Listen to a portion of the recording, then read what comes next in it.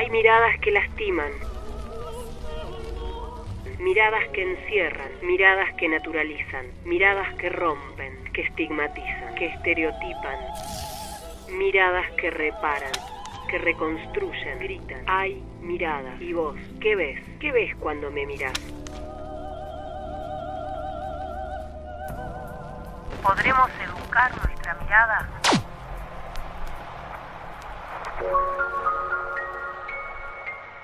Podríamos decir en primer lugar que es un tema invisibilizado de la agenda informativa, muy poco tematizado, y cuando lo es, muchas veces esa tematización tiene que ver con coberturas estigmatizantes o discriminatorias, más que coberturas que promuevan los derechos que tienen las personas por su orientación sexual o su identidad de género. Los medios de comunicación cumplen un rol fundamental en la constitución de subjetividades. ¿Cómo son miradas las personas LGBT en radio y en televisión? Miradas que naturalizan desigualdades, los derechos comunicacionales de las personas LGBT. Y en general aparecen las personas criminalizadas, estigmatizadas, aparecen representadas como quienes no cumplen con lo normal y no generan, digamos, construcciones que pongan el énfasis en la pluralidad y en la diversidad que existe en nuestra sociedad. Uno de los principales desafíos después de estos marcos legales que tenemos en Argentina, innovadores respecto a los derechos, tiene que ver con que esos derechos se traduzcan a prácticas, en nuestro caso comunicacionales, que den cuenta de esa diversidad de ser, de vivir, que tenemos las personas. Romina Coluccio, desde la Defensoría del Público, trabaja para que las personas LGBT sean respetadas en sus derechos comunicacionales. La guía tiene algunas recomendaciones que son aquellas cuestiones que cualquier persona que trabaja en el ámbito de la comunicación debería contemplar al momento de abordar los temas vinculados a las orientaciones sexuales, las identidades de género y la intersexualidad en la comunicación audiovisual. La primera, por dónde arrancar, es pensar que hay que respetar la autodeterminación de las identidades, promover discursos que no juzguen ni desacrediten a la autonomía de las personas, ¿no? Y esto tiene que ver con que justamente nuestra normativa dice que la identidad de género es una vivencia individual, una vivencia personal de la identidad que puede coincidir o no con el sexo que fue asignado al momento del nacimiento. Entonces, las personas tienen el derecho a autodefinirse y a autodeterminarse y los medios deben respetarlo, no ponerlo en tela de juicio y en ese sentido desacreditarlo. La segunda tiene que ver con una regla básica, yo diría, del periodismo, que es preguntarle a las personas cómo quieren ser nombradas, cómo quieren ser presentadas, y eso tiene que ver también con el reconocimiento, ¿no? Si la persona se define como una mujer trans, presentarla de ese modo. Lo que decíamos también de utilizar terminología representativa que respete a la población LGBT, y esto tiene que ver no solo con el uso de un pronombre o con tener conciencia sobre los términos, sino además de no usarlos de modo peyorativo, evitar todo tipo de forma estereotipada que derive en abordajes discriminatorios o estigmatizantes. Después, otra cuestión, otra recomendación, sugerencia respecto a los abordajes con enfoque de derechos es evitar todo tipo de perspectiva médica que patologice las identidades. Si algo hizo la ley de identidad de género es correr el sistema médico y el sistema judicial como autoridades para definir cuál es la identidad de una persona. Desde la Defensoría sugerimos visibilizar representaciones que cuestionen el binario, la dicotomía mujer y varón, que pongan énfasis en problematizar esta presunción de heterosexualidad que existe en la sociedad, ¿no?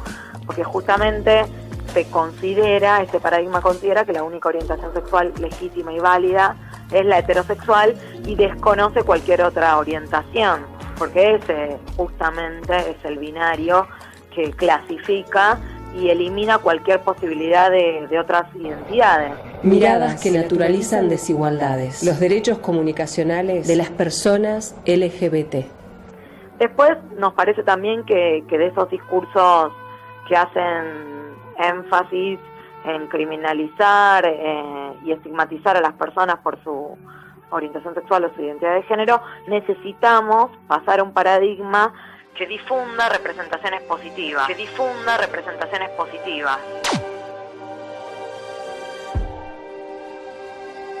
Informaciones, ficciones, publicidades, distintos géneros y soportes que den cuenta de las múltiples acciones que llevan adelante las personas y que den cuenta de que esas acciones son positivas, y no solo en términos de la primer mujer trans que hace tal cosa. Después nos parece importante que siempre que se informe sobre los temas LGBT se incluya todo lo que tiene que ver con los derechos que asisten a esa población. Y después, nos parece que también hay que tener en cuenta, y en particular con las cuestiones vinculadas a la construcción de la agenda informativa, que es muy habitual que cuando aparecen personas LGBT se las vincule con hechos policiales, ¿no? Siempre es recomendable cambiar como los enunciados, ¿no? Darlos vuelta para ver cómo operan los prejuicios y las construcciones discriminatorias. Nunca diríamos, así roban los heterosexuales, por ejemplo, porque suena como absurdo ese discurso, esa construcción discursiva. Y por supuesto, no va a analizar ni espectacularizar las problemáticas de esa comunidad, porque cuando las banalizamos, las vaciamos de sentido y desconocemos las demandas por el acceso a los derechos, ¿no? Miradas que naturalizan desigualdades, los derechos comunicacionales de las personas LGBT. Los medios de comunicación contribuyen al desarrollo sociocultural de la población, forman parte de los procesos como construimos nuestra subjetividad y los procesos de socialización de las personas. Entonces, que no se respeten los derechos comunicacionales de las personas LGBT implica necesariamente una vulneración a sus derechos, pero además la reproducción de esas desigualdades. Necesitamos que se cuestione la desigualdad, no que se naturalice. Romina Coluccio, comunicadora y capacitadora de la Defensoría del Público.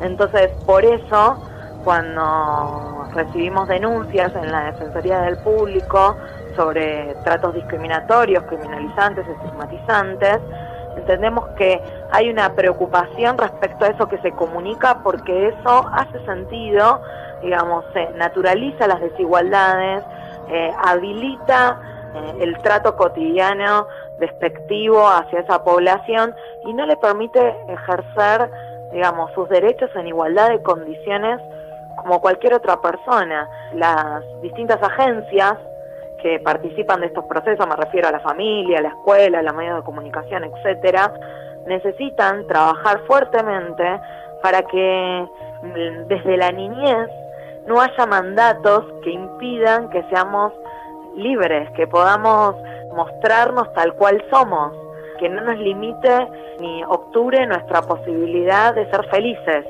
¿no? En las cuestiones vinculadas a la orientación sexual y a la identidad de género, todavía vemos un llamado muy fuerte a la vuelta a la normalidad, a abordar la orientación sexual o la identidad de género como un desvío, ¿no?, de eso que es normal.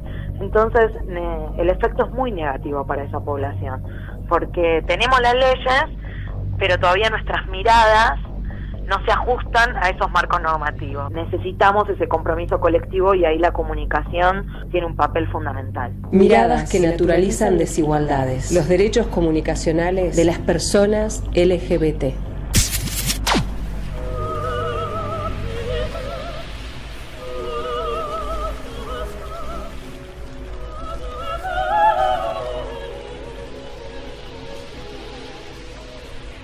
¿Qué ves?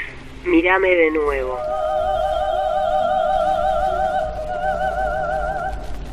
Fuentes: Defensoría del Público de Servicios de Comunicación Audiovisual. Miradas. Idea y realización: Clementina Crisoliti. Radio Nacional Zapala, la radio de todos.